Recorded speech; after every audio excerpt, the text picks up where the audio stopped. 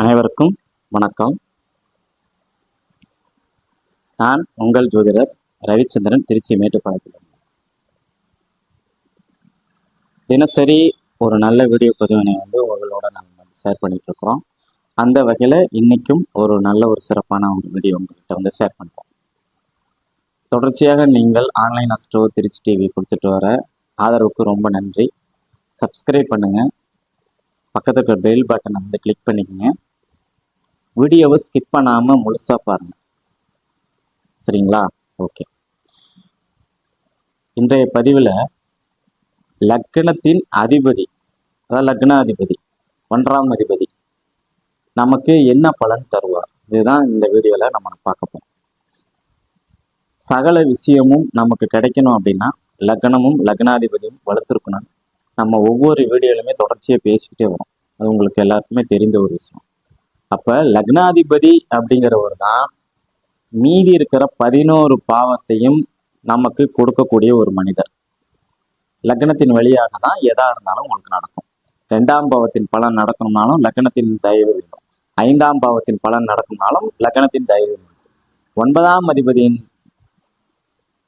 பாவம், அந்த பாவத்தினுடைய பலன் நடக்கணும்னாலும் உங்களுக்கு லக்னத்தின் தயவு வேணும். அப்போ லக்னாதிபதின்னு சொல்லக்கூடிய கிரகங்கள் மிக வலிமையுடன் ஒவ்வொரு ஜாதகத்திலும் இருப்பது நன்மை. சரி, இதுல சுப கிரகங்கள்னு சொல்லக்கூடிய தனுசு, மீனம், துலாம், ரிஷபம், கன்னி, மிதுனம், இந்த 6 வீடுமே பார்த்தீங்கன்னா சுபருடைய வீடுகள்னு பொதுவாக சொல்லப்பட்டிருக்கு. இந்த 6 வீட்டில் லக்னம் அமைவது ஒரு வகையில் சிறப்பு. மீதி 6 லக்னம்காரங்க அப்புறம் கேட்பாங்களா, சார் எங்கள் லக்னம்லாம் சிறப்பு இல்லையா? சார் சிறப்பு தான். எந்த வகையில்? மேசம், விருச்சிகம், மகரம், கும்பம், சிம்மம், கடகம். கடகம் வளர்பிறையில சுபராகவும் தேய்பிறையில பாவராகவும் இருக்கும். அதனால நம்ம அதை நியூட்ரலா வச்சுக்கலாம். இந்த 6 லக்னமும் லக்னத்தின் அதிபதியும் ஒரு நிலையில வலுவடையணும்னு சொல்றாங்க. சரி, அது என்னன்னு சொல்லி பார்ப்போம். லக்னத்தின், அதாவது சுபகிரகங்கள் லக்னாதிபதியாக வருகிற பட்சத்தில் லக்னத்திலோ 5ஆம் பாவத்திலோ 9ஆம் பாவத்திலோ இருப்பது நன்மை. எதுக்கு? இந்த தனுசு லக்கணத்துக்கும் மீன லக்கணத்துக்கும். சரிங்களா? ரிஷப லக்கணத்துக்கு லக்னாதிபதி இப்போ 9ஆம் இடத்தில் இருப்பது அது பாதகஸ்தானம் அப்படிங்கிற முறையில அது கொஞ்சம் ஒரு மாதிரியான பலன் தான். சரி, அதே நேரத்துல இதுக்கெல்லாம் விதிவிலக்குகள் இருக்க தானே செய்யுது. ரிஷப லக்கணத்துக்கு லக்னாதிபதி 9ஆம் இடத்தில் இருப்பது பரவாயில்ல, மோசம்னு சொல்ல முடியாது. சரி, அதே துலாம் லக்கணத்துக்கு லக்னாதிபதி 1ஆம் இடத்துலயோ 5ஆம் இடத்துலயோ 9ஆம் இடத்துலயோ இருப்பது நல்ல பலன் தான். ஒன்றும் ஒரு மாறுதலான பலன்லாம் கிடையாது. சரி, அதே மாதிரி மிதன லக்னமும் கன்னி லக்னம், இந்த 2 லக்னத்துக்கு லக்னாதிபதி லக்னத்தில் இருப்பது சிறப்பு. 5ஆம் இடத்தில் தனித்து இருப்பது சிறப்பு. 9ஆம் இடத்திலும் தனித்து இருப்பது சிறப்பு. லக்னத்திலும் தனித்து இருப்பது சிறப்பு. வேற யாருடையும் சேரக்கூடாது. சரி, இந்த அமைப்பு பரவாயில்ல. சரி, அப்ப அவருடைய லக்னங்கள் மகர லக்னத்துக்கு சனி பகவான் பாத்தீங்க அப்படின்னா லக்னத்துல ஆட்சி பலம் பெறுவது நல்லது அல்ல. சரி, இவங்க எங்க இருந்தா யோகம் சார்? நல்லா பாருங்க, 3, 6, 10, 11ஆம் இடங்களில் இந்த சனியுடைய வீடுகளும் செவ்வாயின் வீடுகளும் சூரியனுடைய வீடுகளும் சில நிலைகளில் சந்திரனுடைய வீடுகளும் இருப்பது நன்மை. 3, 6, 10, 11 இருப்பது நன்மை. சரி சார், நீங்க பாட்டா சொல்றீங்க, அதை நாங்க எப்படி சார் நம்புறது? ரிஷப லக்னத்துக்கு சனி ராஜயோகாதிபதி, அவர் பாருங்க 6ஆம் இடத்துல தான் உச்சம் அடைவார். சிம்ம லக்னத்துக்கு ராஜயோகாதிபதி செவ்வாய், அவரும் 6ஆம் இடத்துல தான் உச்சம் அடைவார். அப்போ ஒரு கிரகம் மறைந்துதான் பாவ கிரகமா இருந்தா வலுவடையணும், அதுதான் யோகம் சொல்லப்பட்டிருக்கு. சரி, இந்த கான்செப்டை முதல்ல தெரிஞ்சுங்க. சுப கிரகமா இருந்தா 1, 5, 9லும், பாவ கிரகமா இருந்தா 3, 6, 10, 11 இருப்பது சிறப்பு. இது யோகம் அப்படின்னு வச்சுக்கணும். சரி, இந்த லக்னத்தினுடைய அதிபதி பொதுவா 12 கட்டங்களில் எங்கு இருந்தாலும் சிறப்பு தான் சார். அந்த வீட்டை அவர் வளர்க்கவே செய்வார். அந்த வீட்டை அவ்வளவு சீக்கிரம் விட்டு கொடுக்க மாட்டார். சுபராக இருந்தாலும் சரி, பாவராக இருந்தாலும் சரி. ஏன்னா அவர் தான் லக்னாதிபதி. எந்த நிலையிலும் நமக்கு ஒரு தீங்கு தர முடியாத ஒரு கிரகம், தர இயலாத கிரகம், தர விருப்பம் இல்லாத ஒரு கிரகம் லக்னாதிபதி தான்.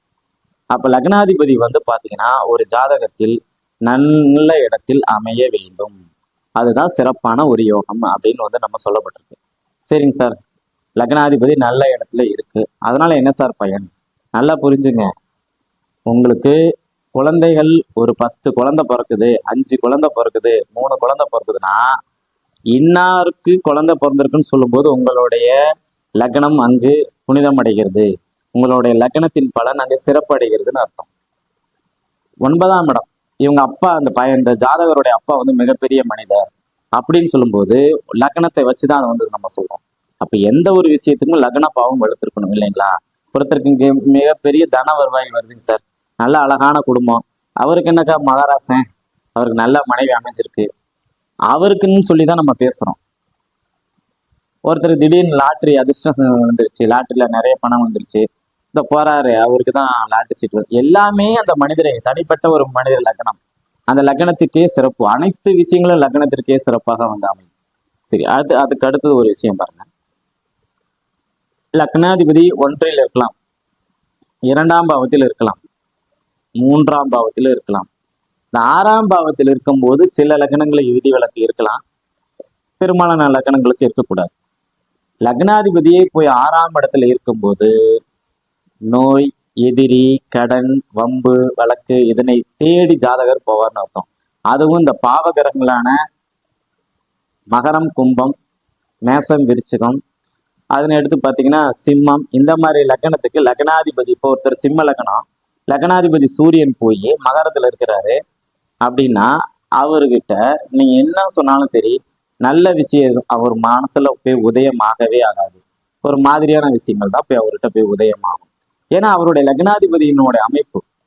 அப்ப லக்னாதிபதி 6ஆம் இடத்தில் இருப்பது சிறப்பு அல்ல, சரிங்களா? அங்கேயும் வேலையை கொடுப்பார், வாடகை வருமானத்தை கொடுப்பார், சரிங்களா? நோயையும் கொடுப்பார், எதிரியும் கொடுப்பார், சில வம்பு வழக்கு சார்ந்த விஷயங்களையும் கொடுத்துருவார் அப்படின்னு. சரி, அங்க இருப்பது சிறப்பு இல்லை. சரி, லக்னாதிபதி 7ஆம் இடத்துக்கு போயிடுச்சு சார், இதுக்கு என்ன சார் பலன் சொல்லி கேட்கலாம். 7ஆம் இடங்கிறது மனைவி, நண்பர்கள் இதை குறிக்கக்கூடிய ஒரு விஷயம், 2வது குழந்தை இதை குறிக்கக்கூடிய ஒரு விஷயம். 4 குழந்தை இருந்தாலும் அந்த 2வது குழந்தை ஏதோ அதை நோக்கி தான் கடைசியில் இந்த ஜாதகர் போய் நிற்பார் அப்படின்னு சொல்லலாம். சரி, மனைவி இவருடைய லக்னாதிபதி வலு குறைந்து 7ஆம் அதிபதி வலுத்து 7ஆம் இடத்தில் லக்னாதிபதி போய் இருக்கிறவங்க வீட்டோட மாப்பிள்ளையா அல்லது மனைவி என்ன சொன்னாலும் கேட்டுக்கிட்டு இருப்பாங்க, மனைவியோடைய கை தூக்கி இருக்கும் அப்படின்னு அர்த்தம். லக்னாதிபதி 7ஆம் இடத்தில் போய் இருப்பது அவ்வளவு ஒரு பெரிய கெடுதல் கிடையாது. லக்னாதிபதி 8ஆம் இடத்துக்கு போறது, இந்த அமைப்பு அது பாருங்க, எந்த லக்னமா இருந்தாலும் சரி, லக்னாதிபதி 8ஆம் இடத்துக்கு போயிடுச்சு, இவங்ககிட்ட பேசி பார்த்தீங்கன்னா ஏதோ ஒரு பிரச்சனையில இருப்பாங்கன்னு வச்சுங்களேன். அந்த பிரச்சனையில சிக்கி இருக்கும்போது நீங்க ஏதாவது அட்வைஸ் பண்ணீங்க அப்படின்னா, யார் அட்வைஸ் பண்ணாலும் சரி, எந்த உறவு முறைகள் இந்த ஜாதகருக்கு அட்வைஸ் பண்ணாலும் சரி, ஆகுன்னா நான் வந்து சூசைட் பண்ணிக்குவேன், விட்டத்துல இருந்து தொங்கிடுவேன், கயிறு மாட்டிடுவேன், தூக்கு போட்டுக்குவேன், இப்படிங்கிற மாதிரி இந்த மரணம் சம்பந்தப்பட்ட விஷயம்லாம் பேசுவாங்க. அட் த சேம் டைம் இன்னொரு வசனமும் வரும், எங்கேயாவது கண் காணாத தேசத்துக்கு நான் போயிடுறேன், நான் வீட்டை விட்டே போயிடுறேன், அங்க போயிடுறேன், இங்க போயிடுறேன் அப்படின்னு நம்மளை பிளாக்மெயில் பண்ற மாதிரியே பேசக்கூடிய லக்னாதிபதி போய் 8ஆம் இடத்துல. நல்ல கவனிங்க, நம்ம சொல்ற எல்லா விஷயத்துக்கும் விதிவிலக்கு இருக்கு, இது பொதுவான ஒரு விஷயம்தான். அப்ப லக்னாதிபதி 8ஆம் இடத்தில் இருப்பது வந்து பாத்தீங்கன்னா பிறந்த ஊரை விட்டு வெளியூர் போயிடணும், அங்கதான் உங்களுக்கு வந்து யோகம் அப்படின்னு அர்த்தம். சரி, அதே மாதிரி லக்னாதிபதி 12ஆம் இடத்துக்கு போச்சுன்னா இவங்க தான் சார் வாழ்நாள் முழுக்க வெளியூர், வெளி மாநிலம், வெளிநாடுன்னு செட்டில் ஆகக்கூடிய மனிதர்கள், தலைமறைவான வாழ்க்கை. இந்த ஜெயிலுக்கு போறாங்க பாருங்க, ஆயுள் தண்டனை, மரண தண்டனை, அந்த தண்டனை, இந்த தண்டனை எல்லாம் அனுபவிக்கிறாங்க பார்த்தீங்களா, இதெல்லாம் லக்னாதிபதி 12ஆம் இடத்துக்கு போகுது. இதுலயும் விதிவிலக்கு இருக்கு. இப்ப புதனும் குருவும் 12ஆம் இடத்துல இருக்கும்போது இந்த பலன் நடக்காது. சரி, எல்லா ஒரு விஷயத்துக்குமே விதிவிலக்கு இருக்கு சார், நம்ம அந்த விதிவிலக்கோட தான் நம்ம வந்து பலன்கள் சொல்றோம். அப்போ எந்த இடத்துல இருந்தாலும் லக்னாதிபதி சிறப்பான ஒரு பலனை தருவார். இந்த 6, 8, 12 மட்டும் கொஞ்சம் வித்தியாசமான ஒரு பலனை கொடுக்கும். சரி, நான் சில ஜாதகங்கள்ல பார்த்திருக்கேன், லக்ன அதிபதிக்கு 6ஆம் இடத்தில் செவ்வாய் இருக்குதுன்னு வைங்கள, லக்னாதிபதிக்கு 6ல செவ்வாய்னா செவ்வாய்க்கு 8ல அங்க லக்னாதிபதி இருக்கும், அது எந்த லக்னமா இருக்கலாம். அப்படி இருக்கும்போது பாத்தீங்கன்னா நிலபலத்துக்கும் இவங்களுக்கும் ஒரு பிரச்சனை இருந்துகிட்டே இருக்கும், சகோதரங்களுக்கும் இவங்களுக்கும் ஒத்து போகாது, ஏதாவது ஒரு மின்சார வாரியத்தால ஒரு இபி டிபார்ட்மெண்டால இவங்களுக்கு ஒரு பிரச்சனை இருந்துகிட்டே இருக்கும், ரியல் எஸ்டேட் பண்ணணும்னு சொல்லி இறங்கி அதுல ஒரு நஷ்டத்தை அடைஞ்சிருவாங்க, சகோதர வழி ஒற்றுமை கண்டிப்பாக இருக்காது, பங்காளிகளுக்குள்ளார எப்ப பார்த்தாலும் பிரச்சனையாவே கொடுக்கும், இந்த அமைப்பெல்லாம் இருக்கும். அப்போ லக்னாதிபதிக்கு எந்த கிரகம் 6லோ 8லோ இருக்கோ 12லோ இருக்கோ அந்த கிரக அமைப்புகள்லாம் இவர்களுக்கு குறைவான காரகத்துவ பலன்களை தரும் அப்படிங்கிறது இது அனுபவ ரீதியா பார்த்துட்டு இருக்கிறோம். சரிங்களா? சரி, உதாரணத்துக்கு ஒரு ஒரு அமைப்பு எடுத்துக்கலாம். ஒருத்தர் லக்னாதிபதி வந்து சுபருடைய வீடு குரு வச்சுக்கோங்க. அந்த குரு வந்து 1ஆம் பாவத்திலேயோ 5ஆம் பாவத்திலேயோ 9ஆம் பாவத்திலேயோ ஈவன் எந்த பாவத்திலேயோ இருக்கட்டும், அந்த 9 இப்போ ஒரு உதாரணத்துக்கு லக்னாதிபதி குரு தனுசு லக்னம் 9ல போய் குரு இருக்கிறார், சிம்மத்துல இருக்கிறார். நல்லா பாத்துங்க, இந்த ஜாதகருக்கு அப்பான்னா அவ்வளவு உயிரா இருக்கும். சரி, இந்த ஜாதகத்துல 4ஆம் அதிபதி தானே மறுபடியும் குரு. ஏன் சார் அம்மா மேல உயிரா இருக்குன்னு நான் சொல்லல? இப்ப புரியுதுங்களா உங்களுக்கு? அப்பா தான் ரொம்ப பிடிக்கும். ஏன்னா லக்னாதிபதி 9ஆம் இடத்துக்கு போயிட்டாரு, அப்பா மேல ரொம்ப விருப்பம். அந்த லக்னாதிபதி 9ஆம் இடத்துல இருந்து திருப்பி தன்னுடைய லக்னத்தையே பார்க்கறதுனால 9ம் 1ம் இங்க கனெக்ட்ல இருக்கிறதுனால அப்பா ஒண்ணுன்னா புள்ள விட்டு தர மாட்டாரு, பிள்ளைக்கு ஒண்ணுன்னா அப்பா விட்டு தர மாட்டார். ஆனா 4ஆம் இடத்துக்கு அது 6ஆம் இடத்துல போய் உட்கார்றதுனால குருவுக்கு வந்து அது 8ஆம் இடமா போறதுனால அந்த இடம் வந்து ஒரு பாதிப்பை கொடுக்கும், அம்மாவுக்கும் மகனுக்கும் ஒத்து போகாது அப்படின்னு நம்ம வந்து சொல்லலாம்.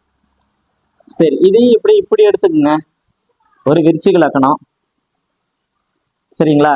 லக்னாதிபதி போய் 5ஆம் இடத்துல இருக்குது, மீனத்துல இருக்கிறாருன்னு வைங்களேன். 4ஆம் அதிபதி சனி, அவர் 4லயே இருக்கிறாரு. இப்ப இங்க எப்படி இருக்கும்னா, லக்னாதிபதி 5ல போய் உக்காந்தாச்சு, 4ஆம் அதிபதி 4ல ஆட்சி பலம் பெற்று இருந்தாலும் மகனுக்கு அது 12ஆம் இடம், லக்னாதிபதிக்கு இது 12ஆம் இடமா இருக்கும்போது பாத்தீங்கன்னா அங்க மகனை விட்டு பிரிவு, அதாவது மகனை விட்டு ஒரு பிரிவுல அம்மா இருக்காங்க, அம்மாவை விட்டு பிரிவுல ஒரு பையன் இருக்காங்க அப்படின்னு அர்த்தம். இந்த அமைப்புல 5ஆம் இடத்துக்கு தான் 12ஆம் இடமா 4ஆம் இடம் வரனால குழந்தையதான் அம்மா பிரிஞ்சிருக்கும். அப்படியே திருப்பி போடுங்க, 4ல 4ஆம் அதிபதி சனி ஆச்சு, 5ஆம் அதிபதியான குரு 3ஆம் இடத்துல போய் உட்காந்துருக்கு அப்படின்னா அம்மாவை விட்டு பையன் தான் பிரிஞ்சு போயிடுவான்னு அர்த்தம். எப்படி லக்னாதிபதியை வச்சு நீங்க நிறைய விஷயங்கள் நுணுக்கங்கள் வந்து எடுத்துக்கலாம். இந்த அமைப்புலதான் வந்து பாத்தீங்கன்னா லக்னாதிபதியை விட 7ஆம் அதிபதி வலுத்திருந்தால் இவரை விட இவர் மனைவி நல்ல செல்வாக்கான மனிதர், நிறைய தனம் எல்லாம் காசு இருக்கும் அப்படிங்கிற ஒரு விஷயம்லாம் வந்து நம்ம சொல்லப்பட்டிருக்கு. நான் அதே நேரத்துல எல்லா விஷயங்களும் லக்னத்தின் அடிப்படையிலே தான் நடக்குது. நமக்கு எந்த நல்லது ஒரு நாள் லக்னத்தின் தயவு வேணும், எந்த கெட்டது இருந்தாலும் சரி அதுவும் லக்னம் தாங்கணும். ஒரு ஜாதகத்துல இந்த லக்னத்தின் அதிபதியோடு சனி, ராகு, கேது, செவ்வாய் இதெல்லாம் கோச்சாரத்துல போகக்கூடிய காலம் ரொம்ப வேதனையான காலமா இருக்கும். இதை பார்த்துருக்கிற அத்தனை பேரும் உங்களுடைய லக்னாதிபதியோடு ராகு, சனி, செவ்வாய் மற்றும் அமாவாசை சந்திரன் இவங்கெல்லாம் போகும்போது அவங்களுடைய வாழ்க்கை எப்படி இருக்குன்னு பாருங்க. கண்டிப்பாக ஒரு வருத்தத்தை கண்டிப்பாக கொடுக்கும் அப்படின்னு சொல்லலாம். இது 7.5 சனியை போல இதுவும் ஒரு பாதிப்பை தரக்கூடிய ஒரு விஷயம்தான். இருந்தாலும் இது 7.5 சனி அளவு பிரச்சனை இருக்காது.